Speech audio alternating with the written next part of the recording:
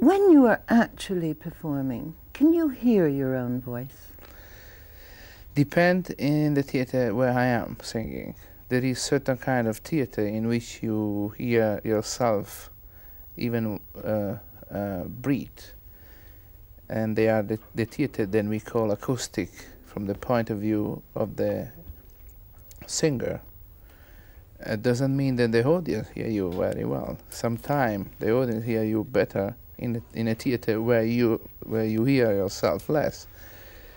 But depend, like I say, from the theater where you are singing. Generally, a television studio is not the best place where you can hear yourself in terms of to control. But yourself. I have a feeling that you know your voice as an instrument so well that you could place it, control it, without actually having to hear it at all. Is Almost, that possible? Almost. But for example, every time I make a recital in a new place, I always go there and I try the acoustic. And then one of my pupils I put, and I go there to hear. And according to the balance of the voice of my pupil, then I already know. I know what I have to do. Then if I hear her voice and I ask, for example, her or him, did you hear yourself? And they say no. Then I know then it's going to happen the same to me. Then I go, like you say, I will play the instrument without thinking about expecting to hear myself. It must be very frustrating, waiting to hear the playback, the record, before you know how good you were that night. Yes, but there is the audience. Then generally, when it's a recital, let you know immediately. And if it's an opera, of course, at the end, when you go out for your solo call, they let you know. And you have anyway a feeling then the throat is a so sensitive instrument, then you can really feel the thing. You can feel the note when you prepare the note. That in your book, which is called My Own Story and coincides with the release of a new album also called My Own Story, that you never say my voice. It is always the voice. Yes. And it, again, it's as if you love driving cars, don't you? Of course, very And you much. hate going in planes. Yes. But it's as if the voice was a plane and you were the pilot, or if it was a car and you were the driver, as if it's quite apart from you. It is, in a certain way, an instrument which is apart from me, because I don't really know how it's coming out. I mean, not every morning, not every day is the same. And little difference sometime in the throat make big difference in the audience. I mean, in the result of the voice. And like you say before, you have to think then you are a driver with, for example, somebody on your a navigator on your left, say 20 on the right, 50 on the left. And at that time, when the theater is not acoustic, you are the pilot and the navigator together. Do you ever have crash landings? Why? Excuse me? A crash landing when the voice gets out of control? Well, I crash landing really in a plane, but not in the voice, no.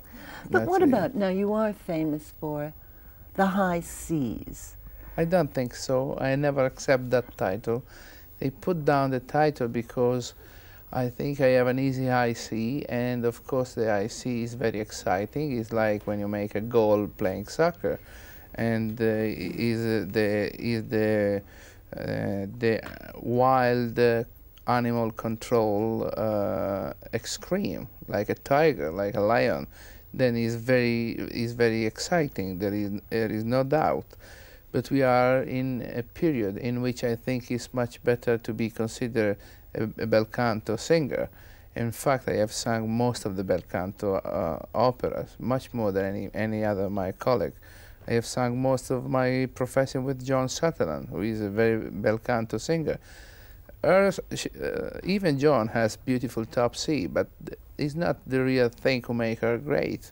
The thing who make her great is this incredible line, this incredible beautiful legato and coloratura interpretation. But that may be what makes somebody great. But as you've pointed out in the book, until you hit those 9 top Cs in Daughter of the Regiment in New York, you were not a great American star. You had certainly been accepted in England.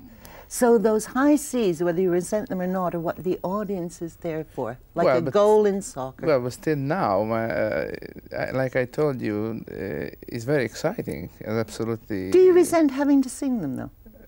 No, I think it's very good. I think I have done, and I will not do anymore because either John and me, we decide then we don't do any more of that thing. And when something is done so well like we have done, it's useful to try to do another production with another partner, with another conductor, with another production. Absolutely, I think it's ridiculous.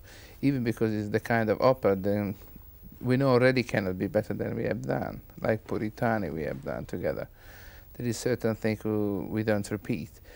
But yes, the 9C of that performance, they were the clue of the performance.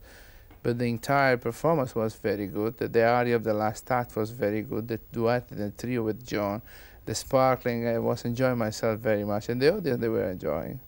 And it began here at Covent Garden, and after we transferred the production at the Met.